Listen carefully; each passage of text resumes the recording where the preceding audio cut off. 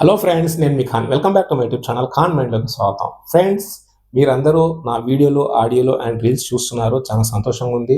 అలాగే మీరు చాలా మంది చూస్తున్నారు కానీ లైక్ చేయడం అండ్ సబ్స్క్రైబ్ చేయడం అండ్ కామెంట్ చేయడం మర్చిపోతున్నారు. ఈ మూడుని మీరు ఇంప్లిమెంట్ చేశారంటే నాకు కూడా చాలా హెల్ప్ఫుల్ అవుతుంది. దీనివల్ల నేను ఇంకా ఆడియో వీడియోలు అప్డేట్ చేస్తూ ఉంటాను.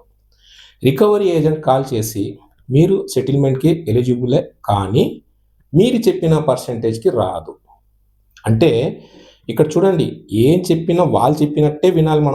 మనం చెప్పినట్టు వాళ్ళు వినరు. అంటే యాక్చువల్గా అయితే మనం చెప్పినట్టు వాళ్ళు వినకూడదు, కరెక్టే. ఎందుకంటే వాళ్ళు డబ్బులు ఇచ్చారు, వాళ్ళు మాట్లాడుతున్నారు, చెప్తున్నారు, దాన్ని మనం ఫాలో అవ్వాలి. అది బాగానే ఉంది. మీ దగ్గర నిజమైన ప్రాబ్లమ్స్ ఉన్నాయి, ఆ ప్రాబ్లమ్స్ ఫేస్ చేస్తున్నారు, మనీ లేకుండా ఇబ్బందులు పడుతున్నారు.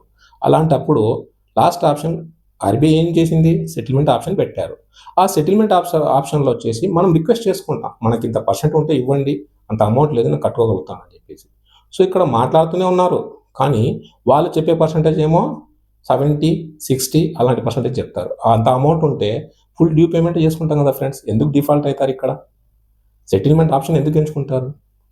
అందుకే ఈ ఆడియో మీరు విన్నారంటే మీకు ఒక నాలెడ్జ్ వస్తుంది. ఆడియో విందామా? సార్ నేను స్టార్ట్ చేస్తాను సార్. చాలా రోజుల నుంచి లోన్ పెండింగ్ ఉంది. ఏంటి సార్? ఎక్కడ నుంచి చెప్పండి. సార్ చాలా రోజుల నుంచి లోన్ పెండింగ్ ఉంది కదా సార్. ఎన్ని రోజుల నుంచి ఉంది? 1.5 year దాటిపోయింది కదా సార్. ఎంత? 1.5 year అట్లా దాటిపోయింది కట్టుకోండి మీరు. 1.5 year. ఓకే. అవుట్ స్టాండింగ్ ఎంత ఉంది? ప్రిన్సిపల్ అమౌంట్ ఎంత ఉంది? మీది అవుట్ స్టాండింగ్ వచ్చేసి 3,36,175 రూపీస్ ఉంది సార్. ప్రిన్సిపల్ అవుట్ స్టాండింగ్ వచ్చేసి 1,37,981 రూపీస్ ఉంది సార్. 1,37,000 అవుట్ స్టాండింగ్ ఎంత చెప్పారు? 3 lakhs సార్. 1,27,000కి 1,27,000కి 3 lakhs ఇచ్చారా? సార్ మీది కట్టుకొని కూడా చాలా రోజులు అయిపోయింది కదా సార్. చార్జెస్ అనేవి 18% పడతాయి కదా సార్. మళ్ళీ చెక్ బౌన్స్ ఛార్జ్లని, జిఎస్టీలని అవన్నీ చాలా పడతాయి కదా సార్ మనకి. ఇంకొకసారి క్లియర్ చేస్తారా? ప్రిన్సిపల్ అమౌంట్ ఎంత ఉంది? ఏంటి సార్? ప్రిన్సిపల్ అమౌంట్ ఎంత ఉంది? 1,37,981 ఉంది sir. 1,37,000. Okay. Out standing? Out standing వచ్చేసి 3,36,175 రూపీస్ ఉంది సార్. ప్రిన్సిపల్ అమౌంట్ 1,37,000 ఉంది. 10% సెటిల్మెంట్ చేస్తారా? ఏంటి సార్? 1,37,000లో ఉండే అమౌంట్ని 10%లో సెటిల్మెంట్ చేయాలి.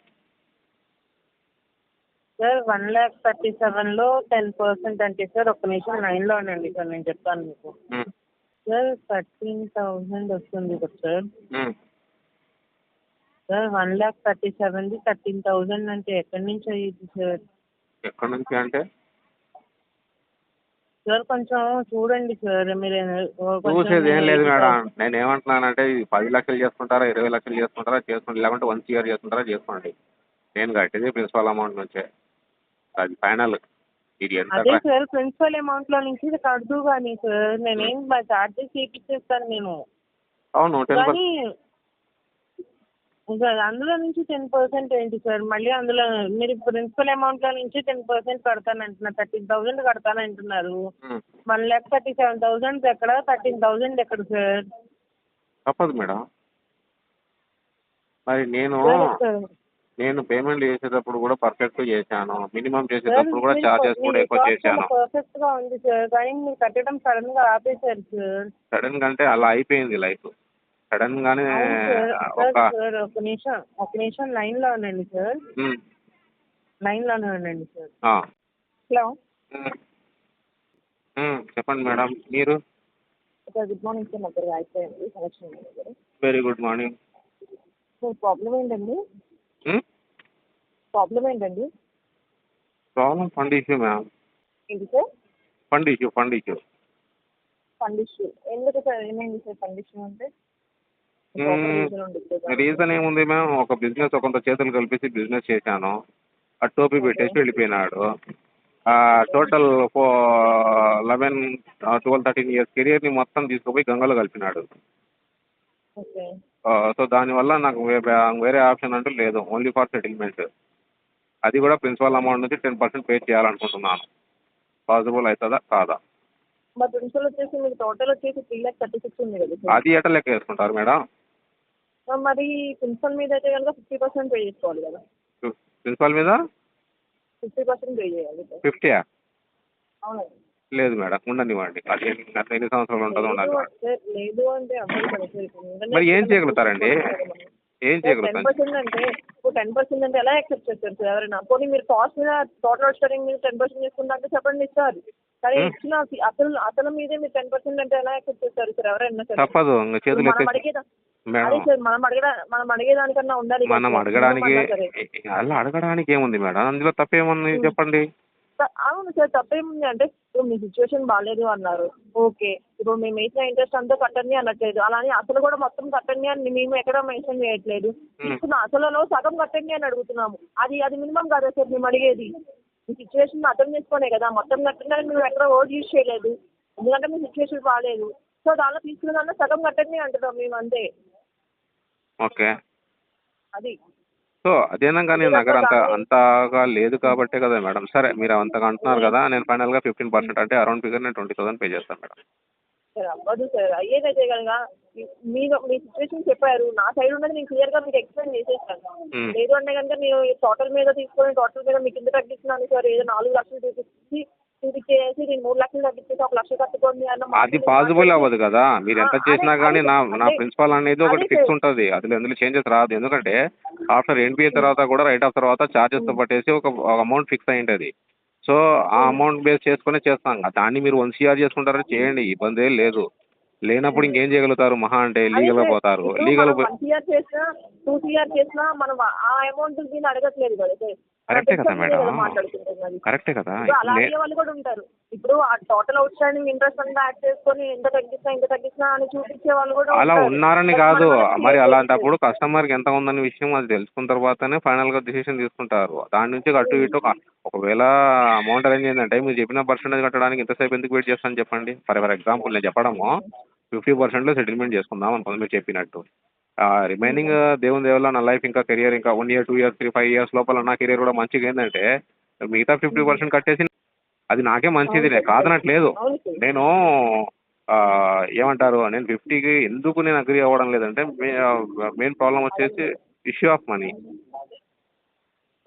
సో మెయిన్ ఇష్యూ ఎక్కడ వస్తుంది? మనీ. ఆ మనీ ప్రాబ్లమ్స్ వల్లనే కదా మేడం. ఇప్పుడు నా దగ్గర నుంచి చేయాల్సినోడు చేసేసి వెళ్ళిపోయినాడు. ఇప్పుడు దాన్ని క్లియర్ చేసుకోవడానికి కోసం ఎవరిని అడిగినా కానీ ఆ విధంగా బిగ్ అమౌంట్స్ అనేది ఎవరు ఇవ్వడంలే. నా టార్గెట్ ఏంటంటే ఒక్కొక్కటి క్లియర్ చేసేయాలి. నేను లైఫ్లో కెరియర్ను సాగించి ముందర తీసుకుపోవాలి. యాజ్ ద సేమ్ టైం ఇంతకుముందు ఫస్ట్ ఎలా రన్ చేశానో అగైన్ ఆ విధంగా రన్ చేయాలి మళ్ళీ అనేది నాకు ఒక టార్గెట్ అయితే ఉంది. బట్ ఆ టార్గెట్ రీచ్ అవ్వలేకపోతున్నాను. అది మెయిన్ ప్రాబ్లం మేడం. సో అందులో మీరు ఇంకేమైనా హెల్ప్ చేశారంటే సో రాబోయే రోజుల్లో మళ్ళీ నేను దాన్ని క్లియర్ చేసుకుంటాను మేడం. ఇప్పుడు రైట్ ఆఫ్లో మీరు సెటిల్మెంట్ చేసినా కానీ రిమైనింగ్ బ్యాలెన్స్ అనేది 100% నాకు సివిల్లో షో అవుతూనే ఉంటుంది. అవును సార్, చూపిస్తుంది. సో అది దాన్ని నేను రాబోయే రోజుల్లో క్లియర్ చేసుకోవాలనేది నేను 100% ఫిక్స్ అయిపోయినాను నేను. బట్ దానికి అది దాటడానికి కూడా అవకాశం దొరకకుండా ఒక ప్రాబ్లంలో ఉన్నాను నేను. ఎందుకంటే ప్రజెంట్ లైఫ్ లాంగా ఫ్యామిలీ, పిల్లలు, పేరెంట్స్ ఇవన్నీ చూసుకోవడానికి దీంతోనే సరిపోతుంది. అది ఏం సంపాదించినా కానీ అది దాటడానికి అందుకోసం నేను అడగడానికి మెయిన్ రీజన్ వచ్చేసి ఒక 20% మిమ్మల్ని. ఇప్పుడు 10 చెప్పాను మీకు, నేను 15 లాస్ట్గా ఫైనల్గా నేను 20,000 కడతా అంటున్నాను. నేను ఎందుకు కడతా అంటున్నానంటే అది 20 చేయడానికి కూడా నేను చాలా ఇబ్బంది పడాల్సి వస్తుంది మేడం. సో అందుకే మీలాంటి వాళ్ళు మా మీద కొద్దిగా దయా జాలి చూపించి కొద్దిగా ఏదైనా చేయగలిగితే జీవితాంతం మీ పేరు తెలుసుకుంటాం మేడం. అంటే నేను బాగున్నంత రోజులు అంటే ఒకరు మేడం నాకు ఆల్రెడీ నిజంగా చెప్పాలంటే నాకు మంచి సెటిల్మెంట్ అంటే IndusInd bank 8.5%, Yes bank 12%, SBI bank 10.5%లో చేసి ఇచ్చారు. సో నాకు ఆ మేడంలు ముగ్గురు దేవుళ్ళతో సమానం నాకు ఇప్పుడు. ఎందుకంటే మినిమం వాళ్ళు 3 క్లోజ్ చేశారు. అలా మీరు కూడా కొద్దిగా ఏదైనా నా మీద జాలి దయ చూపిస్తే మేడం నేను ట్రై చేస్తాను. అవ్వదు సార్. అదే కదా నేను ఒకసారి 40% ఏమైనా వస్తుందని నేను ఒకసారి ట్రై చేస్తాను సార్. అది కూడా 100% అని నేను చెప్పలేను. 40%కి ట్రై చేస్తాను. నేను వస్తే కనుక అది క్లోజ్ చేసుకుంటాను. 40 కొద్దిగా ఇబ్బందే మేడం, నాకు ఇబ్బందే. నేను మళ్ళీ మీకు పీపీటీ చేయలేను. మరి ఇప్పుడు ఆ అమౌంట్ ఇంకా మనకి ఇలా పెరుగుతూనే వెళ్తుంది కానీ తగ్గదు కదా సార్ అమౌంట్ అనేది. అది పెరిగినా కానీ నష్టమే ఉంది మేడం. ఆలోచించాలి కదా సార్. అది పెరిగితే ఏం చేస్తారు మహా అంటే? మనం ఏ రోజు కన్నా క్లోజ్ చేసుకోవాల్సిందే కదా సార్ అకౌంట్ అనేది. దానికి ఆలోచించట్లేదు నేను మీరు. దాంతో నేను ఏ రోజు ఒకవేళ అది 1 ఇయర్ ఏంటంటే జీవితం ఎప్పుడు క్లోజే చేయను నేను. అది ఉండనివ్వండి, నేను బతికినంత రోజులు ఉంటుంది అంతే. తర్వాత ఇంకా నా పిల్లలు కానీ నా భార్య కానీ దట్ సర్టిఫికేట్ అందరికీ మెయిల్ చేసేస్తారు అంతే. ఏం చేయగలుగుతారు? మన అమౌంట్ కాదు సార్, ఒకసారి నేను క్రాస్ చెక్ చేసి ఎంతకు వస్తుందో ఫైనల్ ఒకసారి మీకు కనుక్కొని ఇన్ఫార్మ్ చేస్తాను. అందరికీ క్లోజ్ చేయండి. అప్డేట్ చేయండి. Right right. ఆడియో విన్నారుగా ఫ్రెండ్స్. ఈ ఆడియోలో మీకు అందరికీ ఒక నాలెడ్జ్ ఎలా వస్తుంది, సెటిల్మెంట్ ఎంత పర్సెంటేజ్ చేసుకోవాలి, ఎంత పర్సెంటేజ్ చేసుకోకూడదు అనే ఒక కన్ఫామ్గా మీకు నాలెడ్జ్ వస్తుంది. ఇలాగే మీరు ఆర్బీఐ రూల్స్ గురించి తెలుసుకోండి, ఆర్బీఐ వెబ్సైట్లో పోయి చూడండి, చదవండి. ఏ ఇయర్లో ఈ నా లోన్ గురించి కానీ సెటిల్మెంట్ గురించి ఏమేమి చెప్పారని దాని గురించి తెలుసుకోండి. దీనివల్ల మీకు చాలా బెనిఫిట్ అవుతాయి. డబ్బులు తీసుకొని ఎవరు కట్టొద్దని ఎవరికి నేను గైడ్ చేయట్లేదు ఫ్రెండ్స్. ఓన్లీ ఆర్బీఐ రూల్స్ని ఎలా మీకు తెలియపరుస్తున్నాను, తెలుసుకోండి అని చెప్తున్నాను.